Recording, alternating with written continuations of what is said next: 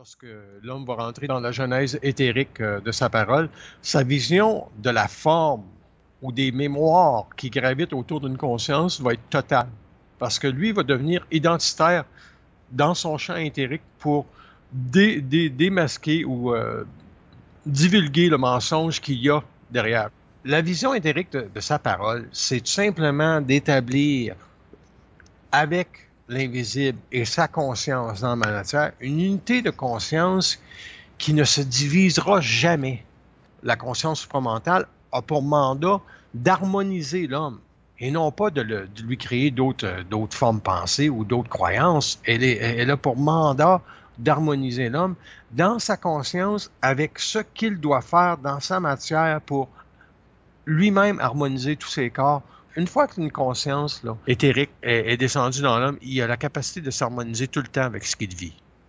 L'inversion de l'énergie du double cosmique, c'est toi qui l'as fait, et non le double qui doit avoir autorité pour inverser tes énergies astrales.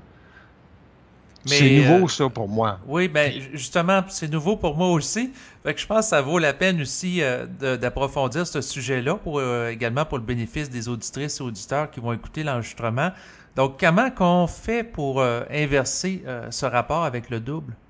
C'est que, en gros, si tu regardes ta matière, oui. Puis tu regardes l'équilibre qu'il y a dans ta matière, ça veut dire qu'il faut que tu regardes ton travail, tu regardes ta relation de couple, tes relations avec l'argent, il faut que tu regardes aussi ta relation avec ton passé. Quand tout ça est bien aligné, puis qu'il n'y a aucune mémoire, il n'y a aucune réflexion qui s'ajoute à ce que tu décides et établis dans ta conscience par rapport à ce que tu es, on ne peut pas te dire qu'il te reste quelque chose à travailler. Pour avoir une vision éthérique de sa parole, il faut que l'homme oblige le double à descendre dans la matière, qu'il traite avec lui à l'horizontale et non à la verticale. Et quand il a fait ça, le double ne peut plus contester, il va dire « ouais, c'est cela, c'est cela ». Parce qu'aussitôt qu'il y a un non, c'est pas cela, ça veut dire que l'homme n'a pas la vision éthérique d'éduquer son double. Ça va loin. Donc, autrement dit, c'est une inversion totale où ce que l'homme va éduquer l'esprit. Qui va éduquer les morts? C'est l'homme. Ah, tu comprends ce que je m'en vais avec tout ça? Ça fait que si l'homme n'est pas capable d'éduquer son double, penses-tu qu'il peut éduquer les morts?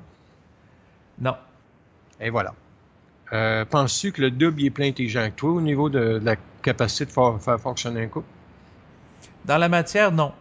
Non, et voilà, c'est toi qui es le spécialiste.